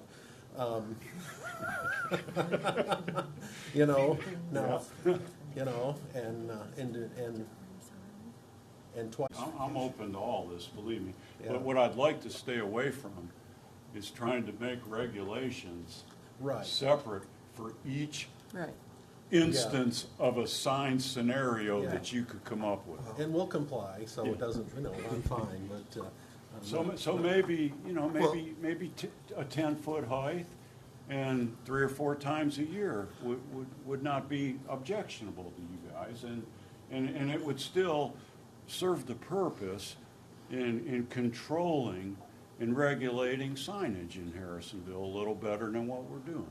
Yeah, I think the big issue for me, because I'm the one that drives in the parking lot and says, has anybody noticed the ratty-ass banner that's been hanging there for 3 months? And it's just chunks of plastic, especially when I leave town for a while and come back and go, does anybody look at this place? So there needs to be some regulations on, because the weather just eats those things up in the sun. So yeah, 30 days is Do you Just are a those second. two? Just a second. Alderman Turner's next. I'm just curious, would we have to list those as temporary signs? I mean, if they're like attention to devices, I mean, is it still would be considered a sign? I think you better, I'm just asking. regulate attention-getting devices. I mean, you're going to probably be very. You can't say electric or. Yeah, well, I mean, we've you got can't plenty do of that. good regulation on like. I just didn't know where they would fall under. They would, They yeah, would fall under the temporary. yeah. Okay. Alderman Franklin? That's what I was going to ask is, I was going to reference what Bill was saying, the tall ones that go up and just, you see a lot of those around town at times, and some of them are left up quite a bit longer than others. Well, and you don't want to, we don't want to like call out specific businesses here or anything, but one.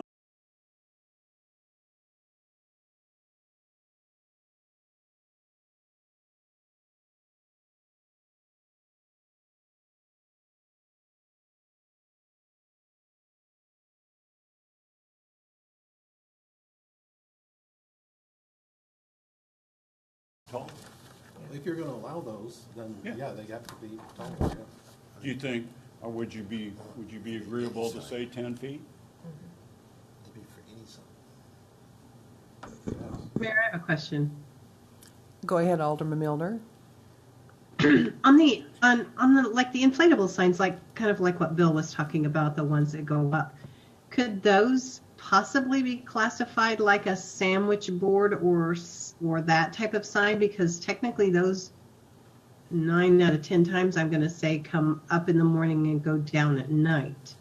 So could those possibly be considered something like that? And like for businesses like his, when they've got multiple events throughout the year or even throughout a month, they would be coming in and going down pretty much daily. I don't know. I mean, I'm just kind of thinking out loud so that they'd be classified as something, but yet we don't have to necessarily change height and stuff for everything else.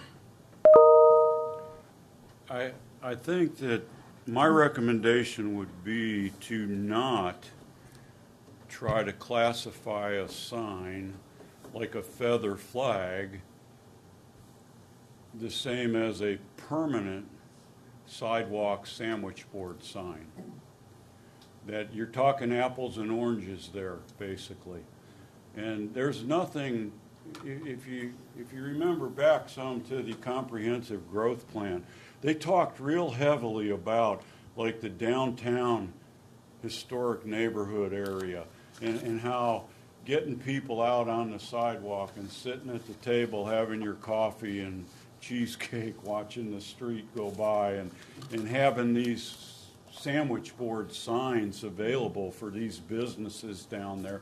And yeah, the businesses on the square, there's 3 now that use these type of signs. They do take them in at night, and I'm glad they do, because I've had to really get on them all to make sure they don't block the sidewalk with them at various times. But I don't think it would be a good idea, though,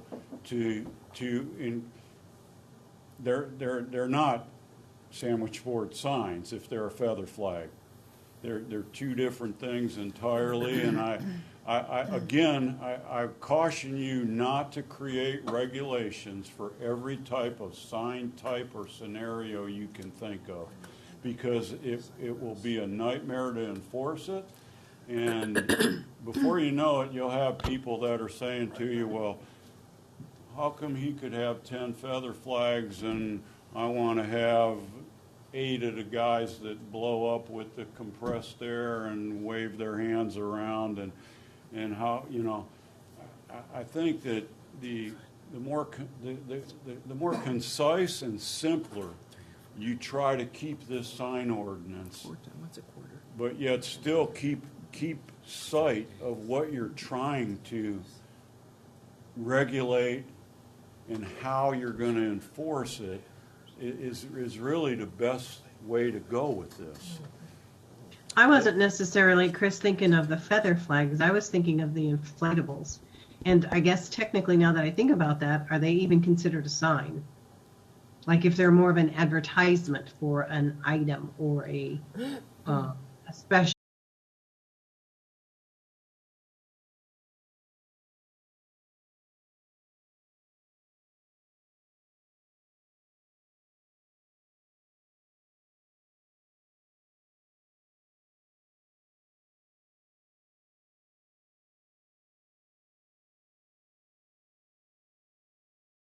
To that would be yes, it definitely is a sign. Whether it's to promote the school doing something, or to promote Sandy selling chainsaws, or anybody selling anything, content-wise doesn't matter. To me, attention gathering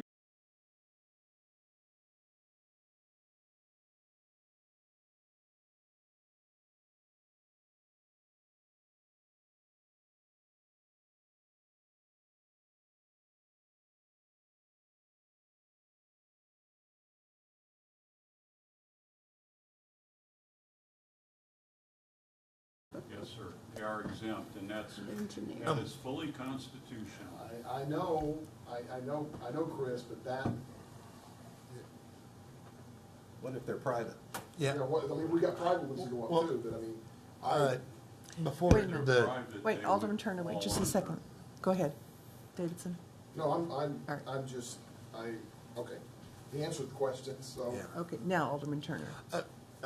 Before, we've had to approve the Chamber of Commerce banner for Log Cabin, you know, because it didn't meet, but it's a banner and it's private. I mean, would that still be allowed to be hung up over mechanic? It would be actually for people like. So it's not a temporary sign? Log cabin people or the health department. Mm-hmm. That does some temporary signage.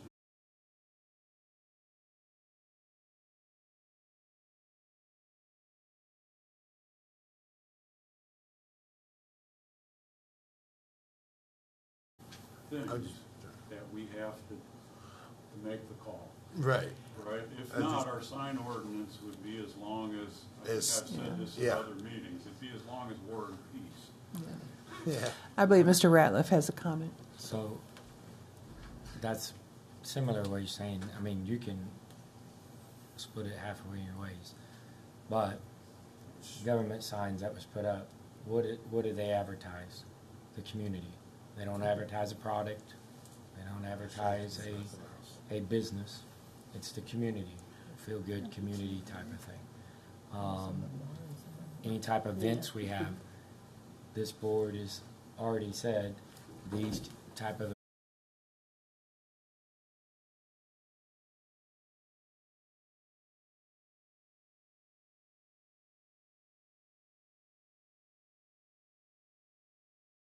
community.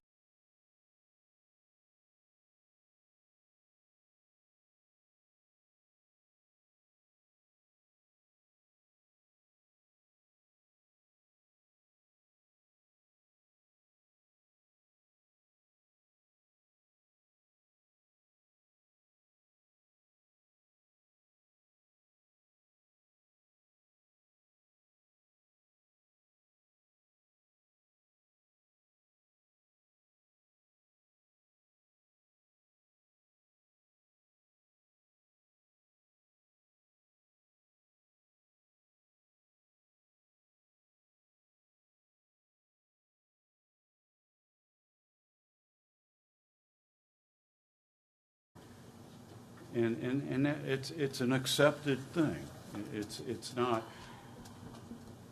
Sometimes you just got to say that, well, it's different for the school district, or it's different for the city government. We're supposed to be looking out for our citizens and our constituents at a high enough level that we're not going to put up the sign across the road for the Log Cabin Festival that's going to make these guys crash the fire engine, right? Right. It's assumed that what we're doing for the right reason. But the majority of law, you're assuming, is written because people tend to not do the right thing all the time. So that's the big difference. And that's not content-based. And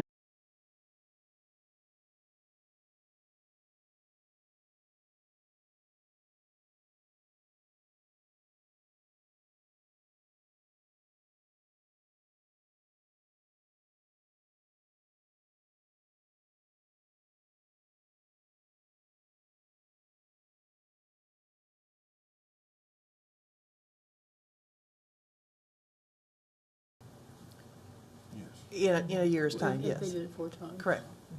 Correct. I go along with that. All right. Bill's got everything. Bill? You go can ahead. add that they can't be consecutive. If Yeah. you're worried about, I was gonna ask that. about putting a sign up for 120 days straight, you could put in there they can't be consecutive, Okay. the 4 times a year. We add that. You Okay. could, but, Oh, but. so now you got to define consecutive. No. Okay? I apologize. This is why I keep saying, don't overthink this ordinance for signage. It's really not, you know, the whole intent is, okay, so if somebody uses up there 4 times, if you think 120 days is too much, then 4 times is too much. Okay? Don't get to a point where you're going to start defining based on any number of things what consecutive means. Because for you, okay, well, how about, 3 60-day periods for you, but then Judy may want, well, I'd rather have 10 15-day period. You see where I'm going with this? So you really can't go down that rabbit hole sometimes. Now, how about the size? How does everybody feel about a 4x4, 4 foot by 4 foot, or 16 square feet? And that's when you're allowed one. And then in the aggregate, so you'd be allowed 2, which would equal up to a 4x8 sheet of plywood. Is everybody okay with those sizes? I'm looking for head nods. I don't, yeah. Okay. I'm okay with All right. 4x8. They're good. Okay. Good night, gentlemen. Good night. I'll Chickens. worry you out, huh? You can afford that? Well, I say no. Chickens. Well, basically, we made it through everywhere that we had changes going on. And I think maybe about the only thing left maybe would be, if you really want me to try to do it, I'll try to define and regulate attention gathering devices. I'm afraid that will be found as content-based and unconstitutional. My recommendation to you would be, number one, I can tell you this. If Max Ford put up a bunch of those strips of little flags on the top of their light pole for a weekend sale, I'm not paying it any attention. End of story. And Well, I'm just nobody gonna in my say- department would pay any attention to that. Now, if they put them up and they leave them there for 10 months out of the year, I got a problem with that. They're not going to leave them for 10 months out of the year because they're going to tear up. But what I will say, and only because I'm thinking of places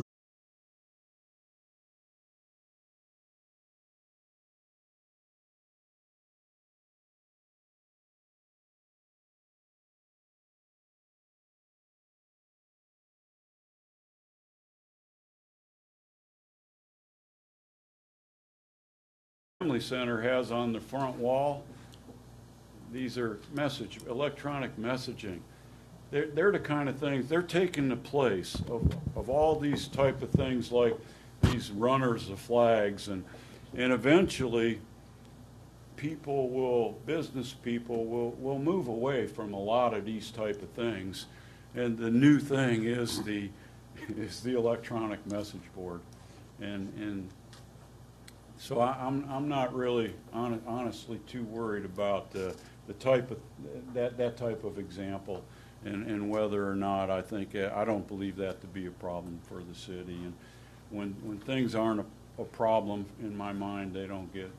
I got a lot of other fish to fry, so I don't really pay them much mind, to be honest. I'm just being deadly honest with you. Well, I think then if we could. And Alex, that'd be your thing. If we could change a couple of these numbers and what we would actually get to a final point on, I think we're ready to talk about, do you want to change this stuff? Okay, do you have the changes? You want to state the changes Yeah, before I do, we? but of course they're, I do have them. They're just in my notes. I've dispersed everywhere. I saw 4 times a year with a maximum height of 10 feet. For a period of 30 days. For a period of 30 days for each 30 of the days 4 will stay times. the same. The 2 times a year will change to 4 times. Yeah. The page before that would be the max height will go to 10 feet instead of 5 feet. And the sizes will stay just as they are, though. So if anyone wants that to be made when the time comes, the motion will be motion to approve the ordinance as amended by the Board of Aldermen this evening. All right. Is there any other discussion or questions before we move forward? All right. Then Council Bill 86 is an ordinance, so I'll entertain a motion. I'm making a motion we suspend the rules and move Council Bill 86 to a second reading. Thank you. As amended. Mm-hmm.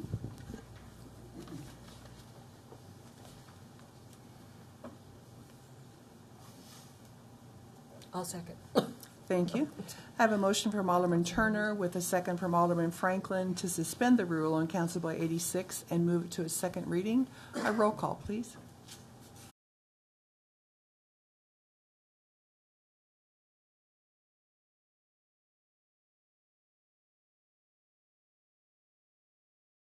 Mills. Aye. Alderman Zaring. Aye. Alderman Milner. Aye. Thank you. Council Bill 86 is approved and becomes Ordinance 3612. Alderman and committee reports. Alderman Dorhoff. Tonight's going to be a long evening still, so I'm not going to make it longer. So We'll appreciate that. Alderman Reese. Nothing, thank you. Alderman Franklin. Went to trunk or treat this weekend. It was a huge success. A lot of kids. Grant and Nicole were rocking it from the community center. Love the. It worked. Yeah, I think so. Alderman. I'm going to eat it then. We're done. Okay, thank you. The pressure's on you, City Administrator. Go ahead with your report. We already got the report. There we go. Yeah, City Hall closed this Friday. Mayor's Christmas tree lighting the 3rd of December at 6 o'clock. And then also mark your calendars for the annual employee recognition dinner for January 24th at 6 o'clock at Community Center. The city received a letter back from the state of our compliance with MS4 stormwater compliance. And then, as you all instructed, and it's been finally completed, the Harrisonville Villas Timber Drive has been asphalted, curb and gutter, and sidewalk has been installed. So that's been completed. Public Works continues to go after several additional more grants. City staff are advertising RFP for maintenance roof out at the street department. And then the water production in comparison to the water treatment is still below 1% since June. So the capping and finding of that break along the creek seems to be a big impact.